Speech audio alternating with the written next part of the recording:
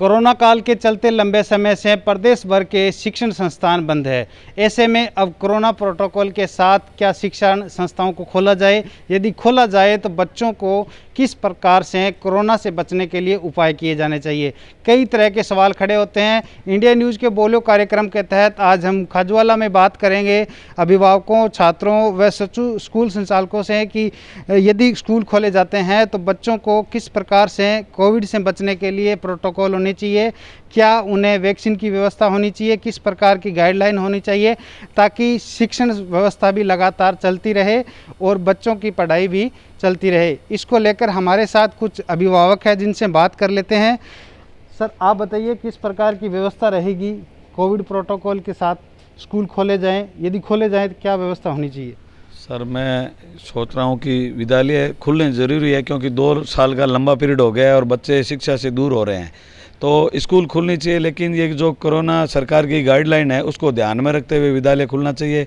बच्चों की पढ़ाई पर भी विशेष ध्यान देना चाहिए क्योंकि 2 साल में जो छोटे बच्चे हैं विशेषकर उनकी पढ़ाई इतनी डिस्टर्ब हो चुकी है कि शायद वो अपनी प्रथम स्टेज की शिक्षा भी भूल चुके हैं।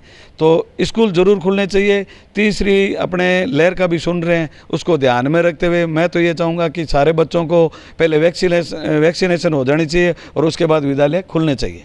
और अभिभावक सर, आप बताइए क्या व्यवस्था होनी चाहिए ताकि बच्चों को कोविड से बचाया जा सके और उनकी शिक्षा भी निरंतर चलती रहे? सर, इसके अंदर सबसे पहले वैक्सीनेशन ही इसकी मतलब एक बचाव है। और बाकी मैं बात करता हूँ कि जैसे मेरी एक पहली बच्ची थी जो मतलब बड़ी बच्ची जो 85% से पास हुई थी 10वीं के अंदर, लेकिन मुझे दूसरी बच्ची जो 10वीं हुई है उसकी मतलब शिक्षा को लेकर बहुत बड़ी टेंशन है कि मतलब वो बच्ची क्या कम टाइम के अंदर 85% यानी उसके टारगेट में आ पाएगी या नहीं आ पाएगी, ठीक है ना।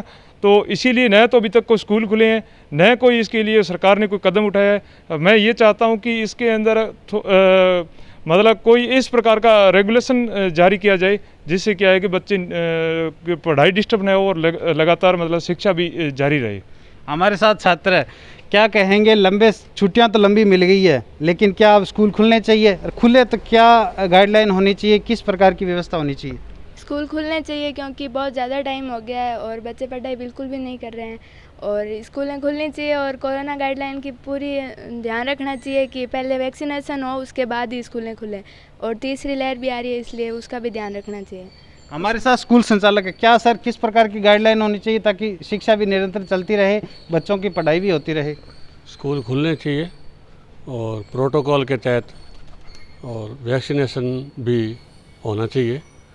तो बच्चे 2 साल हो गए बहुत ज़्यादा डिस्टर्ब हो रहे हैं और मानसिक रूप से भी बच्चे चिड़चिड़े से हो रहे हैं, तो स्कूल खुलने चाहिए। हमारे साथ एक छात्र और है, लंबी छुट्टियां मिल गई है, अब स्कूल लगने चाहिए, लगे तो किस प्रकार की व्यवस्था होनी चाहिए? कोविड की तीसरी लहर भी आ रही है, इसको बचाव के लिए सरकार को क्या कदम उठाना चाहिए ताकि आपकी जीवन भी सुरक्षित रहे और आपकी पढ़ाई भी निरंतर चलती रहे?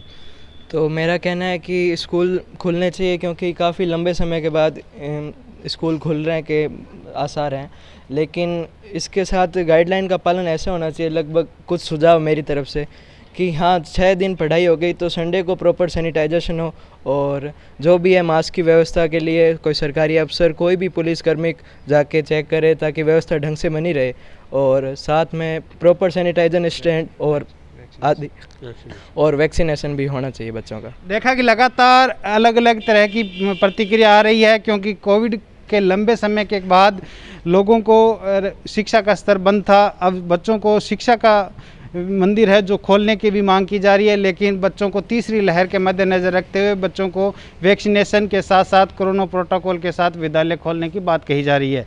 इंडिया न्यूज़ के लिए सुरेंद्र मंडा, खाजूवाला।